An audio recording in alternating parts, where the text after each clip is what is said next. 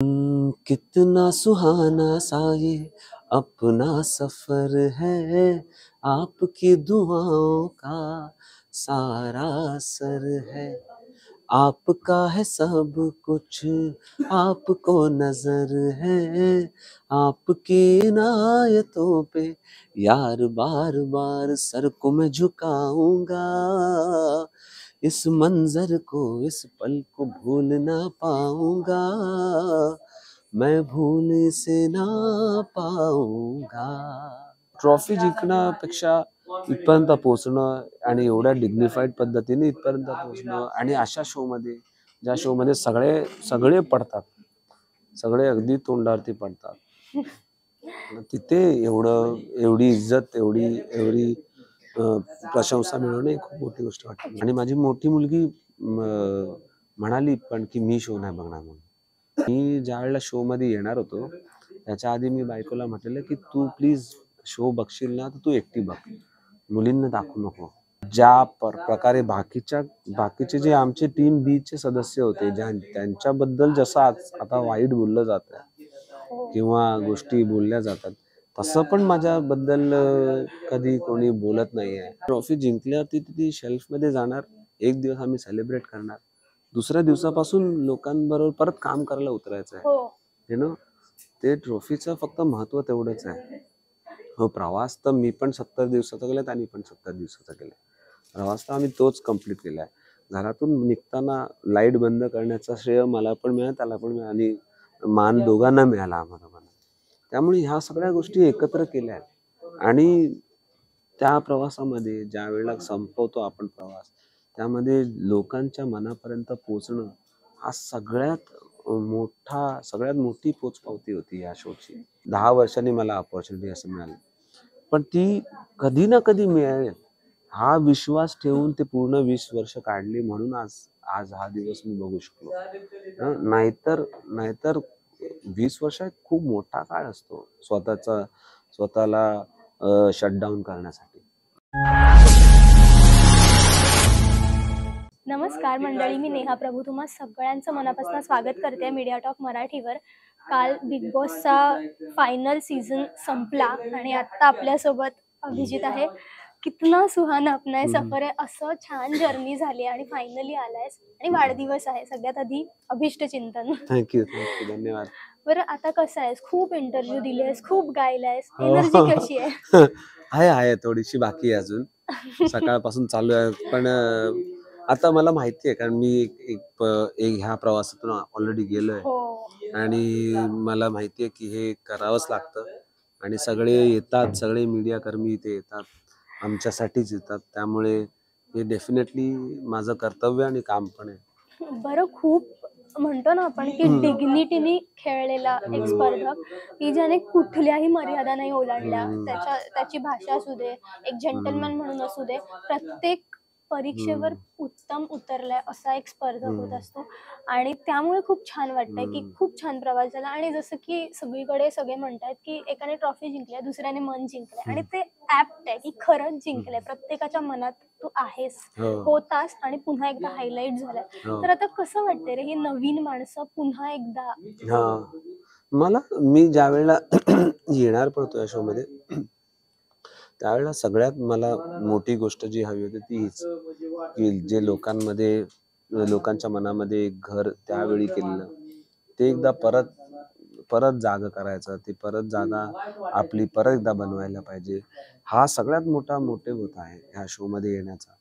आणि ते इतक्या चांगल्या पद्धतीने मी त्यांच्या समोर आणेन हे मला त्याचा विश्वास नव्हता. मला हे विश्वास होता, मला वाटलं की लोक बघायला लागतील की अरे अभिजित सावंत अपना पुराना जो सिंगर ये. पण ज्या प्रकारे मी खेळलो, पण ज्या मतलब एक म्हणतात ना जुनून ठेवून खेळलो, पण ते जुनून, ते पॅशन जे आहे ते कुठेही रॉंग वेला टर्न होईल याबद्दलची काळजी पण घेतली.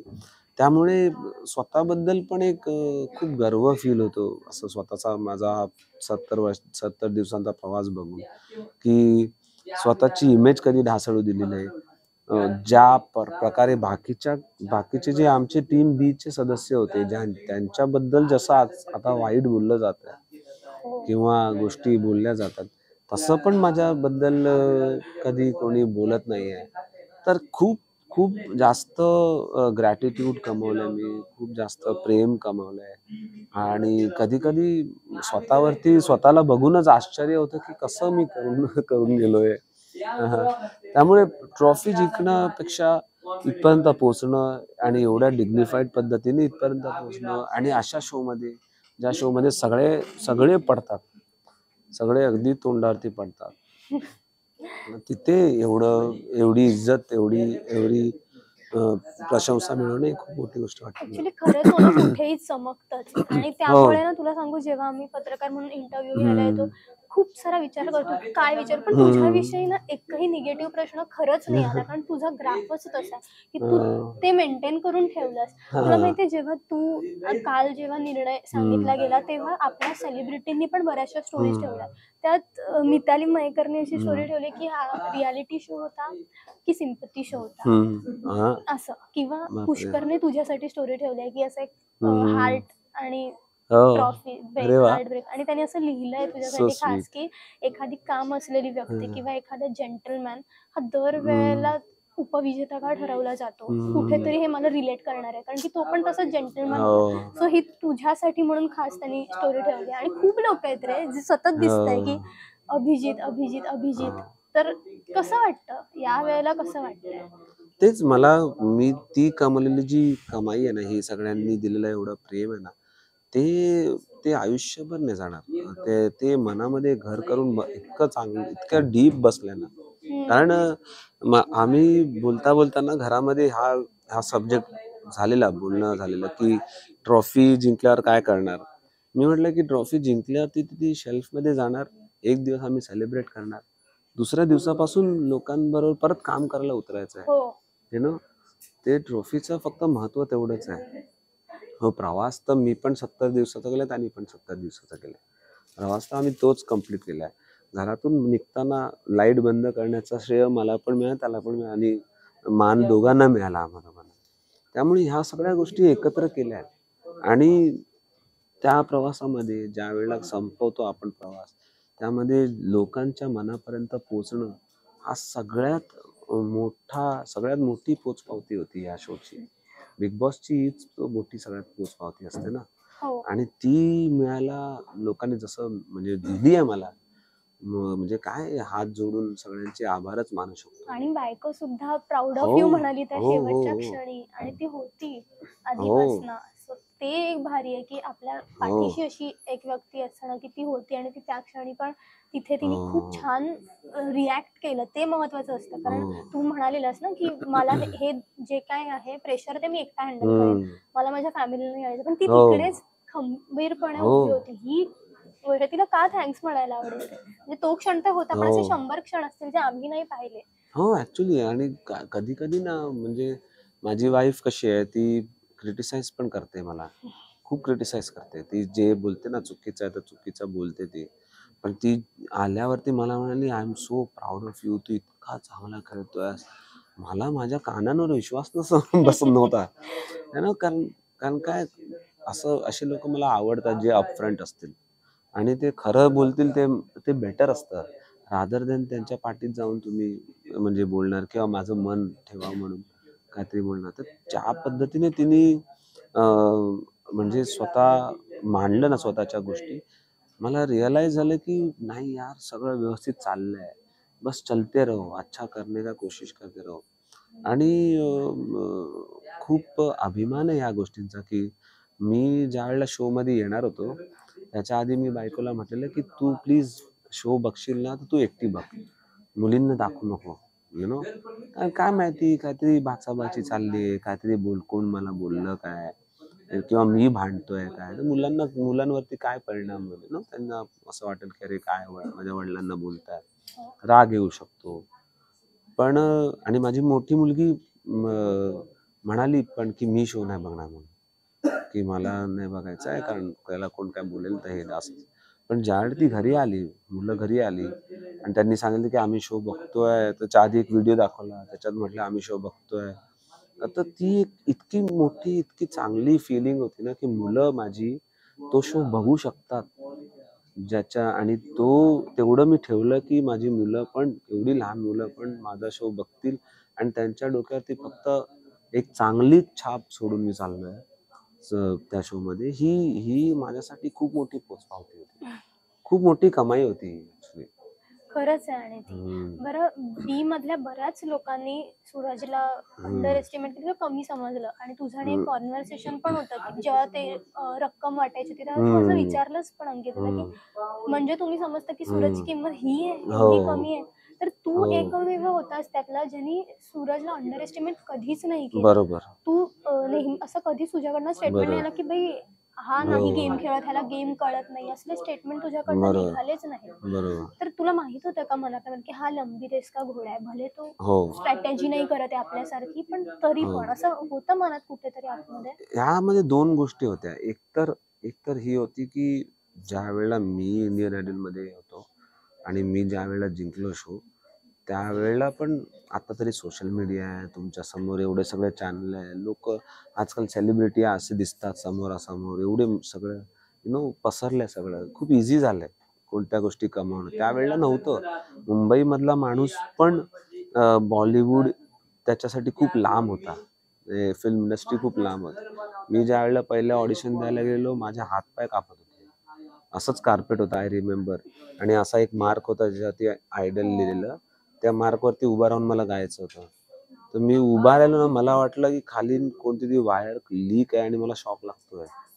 अशा प्रकारचं एक म्हणजे हातपाय थंड पडलेले ना, अशी एक फिलिंग होती. आणि नंतर मग ते रोज तशाच पद्धतीने ते पुढे, आणि त्यामुळे मी त्याला रिलेट करायचो. त्याला हे म्हणायचो, म्हणून मी त्याला नेहमी म्हणायचो की मी जसा प्रवास माझा आलाय तसा हा तुझा नवीन प्रवास आहे. तो तरी खूप कॉन्फिडंट मुलगा आहे, मी तर तेवढा कॉन्फिडंट पण नव्हतो त्यावेळेला. आणि तो मला, मी त्याच्याशी त्याच गोष्टीमुळे रिलेट करायचो. त्याला म्हणायचो की तू बाबा स्ट्रॉंग राहा आणि तू स्वतःला कमजोर, कमी आहे असं काही समजूच नको. ही माझी एक गोष्ट. म्हणून मी त्याला म्हटलं की तू आहे, तुझ्यामध्ये टॅलेंट आहे, तू करू शकतो, तुला 6 लाख मला द्याविषयी वाटतं, मला तेवढा केपेबल आहेस असं वाटतंय. नेहमी मी त्याबद्दल विचार करायचो. बरं, आता मला जाता जाता एक शेवटचा प्रश्न विचारायचा आहे की असं म्हणतात की उगवत्या सूर्याला सगळे नमस्कार करतात, पण लाईफमध्ये अशी फेज असते जेव्हा कुणीच नाही विचारत. टू बी व्हेरी ऑनेस्ट, जेव्हा आपलं नाव नसतं, पैसा नसतो, फेम नसतं, तेव्हा खरंच कोणी नाही विचारत, तेव्हा खरंच कोणी नसतं इंटरव्ह्यू घ्यायला, तेव्हा खरंच कोणी नसतं ऑटोग्राफ मागायला, किंवा नसतं कोणी आपल्याला काम द्यायला. अभिजित सावंतने, जो एक आता सक्सेसफुल गायक म्हणून आहे आणि इंडियन आयडलच्या वेळी पण होताच, त्याने कधी आयुष्यात ही फेज अनुभवली आहे? मी खरं म्हटलं तर म्हणजे खूप लोकांना बघितलं आणि खूप वाईट पद्धतीने गोष्ट अनुभवली आहे. अगदीच वाईट पद्धतीने. तेवढं वाईट पद्धतीने माझ्या समोर ही गोष्ट कधी आली नाही, देवाच्या कृपेने, नशिबाने, टचवूड. पण हा, कमी झाले काही, त्याचा जो रेशो होता तो कमी डेफिनेटली झाला. पण मला असं वाटतं की माझ्या आयुष्यामध्ये मी त्या 20 वर्षाच्या काळामध्ये, खास करून या 5-6 वर्षामध्ये, एक इम्पॉर्टंट गोष्ट ही शिकलो की आमच्या हातात काम करणं आहे ना, आम्ही काम करत राहू शकतो आणि चांगलं काम, सुपिरियर, किती सुपिरियर, एक पासून दुसऱ्यावर तिसऱ्यावर असं चढत राहू शकतो. त्याचा रिझल्ट काय मिळेल तो 2 वर्षांनी, आता हा जसा आज मला 20 वर्षांनी रिझल्ट मिळालाय, तो होऊ शकला असता की 2 वर्षांनी मिळेल, होऊ शकला असता 5 वर्षांनी मिळेल, होऊ शकतो 10 वर्षांनी मला अपॉर्च्युनिटी असं मिळाली. पण ती कधी ना कधी मिळेल हा विश्वास ठेवून ते पूर्ण 20 वर्ष काढली, म्हणून आज हा दिवस मी बघू शकलो. नाहीतर 20 वर्ष खूप मोठा काळ असतो स्वतःला शटडाऊन करण्यासाठी. आरामात तुम्ही वगैरे काय झालं माझं करिअर बाबा. पण आजही जर तुम्ही होपफुल आहात त्या गोष्टीसाठी, कधी ना कधी तुम्हाला काही ना कधी रस्ता मिळेल, असं आहे. ते ह्या की वाईट काळ येईल, त्यामुळे त्याच्यापासून घाबरायचं नाही. आणि तेच बिग बॉस मध्ये पण शिकवलं गेलं की तुम्ही पडणार, तुम्हाला पाडणार लोक, पण तुम्ही कसे उभे राहता परत, दॅट इज मोर इम्पॉर्टंट. आणि तुझा हा सफर खूप सुहाना झाला. की मी सुरुवात केली होती इंटरव्ह्यूची, मला वाटतं की सांगत आपण तितकीच छान तुझ्या 2 ओळींनी, की कारण ते गाणं पुन्हा एकदा ट्रेंडमध्ये आणि मी पुन्हा नॉस्टॅल्जिक होतोय. तो हाँ कितना सुहाना च्या 2 ओळी जाता जाता. कितना सुहाना सा ये अपना सफर है, आपकी दुआओं का सारा असर है, आपका है सब कुछ, आपको नजर है, आपकी इनायतों पे यार बार बार सर को मैं झुकाऊंगा, इस मंजर को इस पल को भूल ना पाऊंगा, मैं भूल से ना पाऊंगा. वाव, सगळे ऐकायला येत आहेत गाणी, माहितीये का? Thank you so much. थँक्यू.